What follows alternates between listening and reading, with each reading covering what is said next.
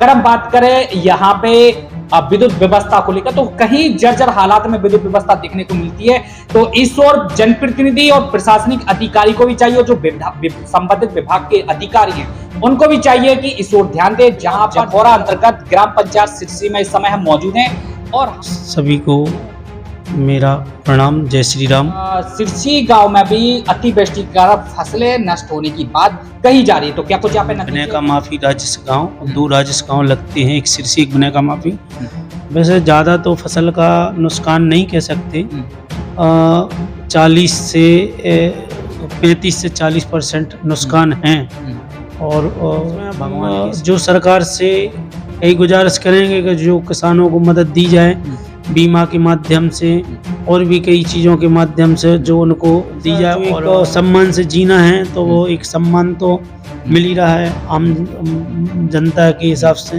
वैसा सरकार में सुकून है, बेटियां पढ़ने जा रही हैं, बेटी हुई, सब महिलाएं सुरक्षित हैं, किसी का कोई ऐसा नहीं है और प्रशासन बढ़िया है हमारे हिसाब से। तो यही सरकार का। सबसे पहले गांव सिरसी की बात करें तो अभी कुछ आवास भी आए थे, 45-44 आवास आए थे, उन पे भी कार्य चालू है, कुछ पे छत पड़ गई है और शौचालय भी हैं तो शौचालय भी काम है। तो जिस मर्यादा में काम होना चाहिए उसमें हो रहा है। क्या कुछ अगर हम पेयजल की बात करें और किसानों को लेकर अगर हम तालाबों की बात करें तो अमृत सरोवर योजना अंतर्गत जो जहाँ पे पानी की मात्रा कम होती हुई दिखाई देती, तो बहुत से जो किसान हैं उनके लिए भी वो काफी काम होते हुए देखा जाता है। बात करें मुक्ति धाम को लेकर, दाह संस्कार को लेकर, तो लोगों को बड़ी समस्या होती है, तो उसके लिए भी सरकार ने व्यवस्थाएं दुरुस्त की हुई हैं। बात करें हम खेल मैदान को लेकर, बच्चों के लिए, तो उनके लिए भी व्यवस्थाएं दुरुस्त लगातार की जा रही है। पेयजल को लेकर घर घर जल पहुंचाने का भी लगातार काम किया जा रहा है ग्राम पंचायत सिरसी की अगर हम बात करें यहाँ पे। और अगर हम स्वागत है आपका, और इस समय हम पहुंचे हैं जनपद ललितपुर के ब्लॉक जखौरा अंतर्गत ग्राम पंचायत सिरसी में इस समय हम मौजूद हैं और हमारे साथ ग्राम प्रधान प्रतिनिधि रोहित जैन जी हमारे साथ मौजूद हैं। और जैसे हमने आपको पहले भी आपको इस गांव की हकीकत दिखाई थी, इनसे रूबरू हमने आपको कराया था किस तरह गांव में विकास की गंगा बहती हुई देखी जा रही, क्या कुछ वर्तमान सरकार के हाल देखने को मिलते हैं। अगर इस वक्त की अगर हम बात करें तो सिरसी गांव में भी अतिवृष्टि के कारण फसलें नष्ट होने की बात कही जा रही है। तो क्या कुछ यहाँ पे नतीजे, क्या कुछ कितना क्या नुकसान किसानों का होता हुआ देखा जाता है, वो थोड़ा समझाने का प्रयास करेंगे। जी स्वागत है सभी को मेरा प्रणाम, जय श्री राम। जी मित्रों, हमारे जो ग्राम पंचायत सिरसी में और हमारी ग्राम पंचायत में बने का माफी राजस्व गांव, दो राजस्व गांव लगते हैं, एक सिरसी एक बने का माफी। वैसे ज्यादा तो फसल का नुकसान नहीं कह सकते, 40 से 35 से 40% नुकसान है। और भगवान की असीम कृपा ऐसी है, यहाँ पर देवत जो है वो काफी मात्रा में तेज है। सब ये पुण्य का उदय मानो कि उतना नुकसान नहीं हो पाया। हमारे यहाँ का किसान थोड़ा सा सक्षम भी है और सब है, इतना परेशान नहीं है। और जो क्षेत्र की हैं तो 40% 35% नुकसान हुआ है, ज्यादा नुकसान नहीं हुआ है। तो ग्राम पंचायत सिरसी की अगर बात करें तो नुकसान यहाँ पे लगभग 30 से 40% यहाँ पे बताया जा रहा है। तो इससे कितना किसानों को प्रभाव पड़ रहा है और क्या कुछ प्रशासन की भूमिका देखी गई है? अभी ये समझो कि 35-40% किसानों का जो नुकसान हुआ है, तो उसमें जो सरकार से यही गुजारिश करेंगे कि जो किसानों को मदद दी जाए बीमा के माध्यम से और भी कई चीज़ों के माध्यम से, जो उनको दी जाए। और सबसे पहली बात तो ये करेंगे कि उनके लिए, किसानों के बच्चों के लिए या उनके लिए एक रोजगार का कोई ऐसा विषय दें कि जिससे वो कुछ खेती भी करें और कुछ रोजगार भी करें। हमारा ग्राम पंचायत सिरसी जो इतना बड़ा क्षेत्र है, हम चाहेंगे यहाँ पे कोई फैक्ट्री या ऐसा कुछ हो, यहाँ पे सब लोग जो आज बेरोजगार हैं इनको कोई रोजगार मिले सरकार के माध्यम से। तो मैं सरकार से भी गुजारिश करूंगा कि हमारे ग्राम के लिए कोई ऐसा फैक्ट्री या कुछ दे जिससे 100, 200, 500 लोग उसमें काम करें और अपना जीवन यापन अच्छे ढंग से चला सकें और सुकून की जो 2 रोटी खा सकें। सिरसी ग्राम पंचायत की अगर हम बात करें, इस समय अब रबी की फसल भी नजदीक आ चुकी है, यानी कि अब बोनी लोगों की शुरू हो चुकी है। इस समय बात करें तो क्या कुछ अभी किसानों के लिए जिस तरह उनकी जो फसलें चौपट हुई थी और सिंचित के लिए क्या कुछ किसानों के लिए अभी सुविधा उपलब्ध है? सिंचित के लिए तो एलआरसी जो नहर निकली है हम्म, वो अभी बीच में चालू हो गई थी, अभी बंद है। हम्म, फसल के टाइम पे छूट जाती है नहर, हम्म, क्योंकि सरकार भी एक ऐसा है कि सरकार जो अपनी भूमिका है वो बहुत अच्छे से निभा रही है। योगी जी हैं माननीय हमारे मुख्यमंत्री जी, योगी बाबा जी, वो सब व्यवस्थाओं को ध्यान रख रहे हैं। और जिला के जो नेता हैं आदरणीय विधायक जी, जिलाध्यक्ष जी, सब लोग को जो नहर छूटी जाती है टाइम से, अभी फिर छूट जाएगी नहर कुछ समय बाद। तो एक ऐसा है कि सब और कुआं वगैरह ये सिंचित सिंचाई के साधन है। और वो थोड़ा सा एक खादात का है, तो अब खादात भी टाइम से आ जाए तो सब किसानों को समय से पहुंच जाए, खाद की किल्लत ना हो, बस यही सब चीजें हैं और बोनी हो जाए। दूसरी बात कि इस समय अभी किसानों को विद्युत व्यवस्था की भी बहुत जरूरत पड़ती है। इस समय सुनने में आ रहा है कि विद्युत व्यवस्था शायद कुछ दुरुस्त होते हुए देखी जा रही है। आपके गांव में क्या हाल है? हमारे गांव में अभी विद्युत व्यवस्था का ऐसा है कि एक दो जगह लाइन नहीं डली है और वहां से आश्वासन गए थे हम लोग, 10-15 लोग गए थे, तो जे हिसाब से और एसडीओ उस हिसाब से हमने बोला, तो वो बोले कुछ समय में एक लाइन डल रही है, वो मोटी वाली केबल, उसके द्वारा पूरे गांव में लाइट डल जाएगी। यहाँ पे खेल मैदान तक आगे कुछ घर छूटे हैं, तो लंबी लंबी लाइन डाल के लाइट ले रहे हैं। बस रास्ते में ये टूट जाती, कभी कहीं जॉइंट है, ये है, तो उससे क्या होगा कि छोटे छोटे बच्चों को या कोई जानवर वगैरह को, इन लोगों को इनको खतरा है।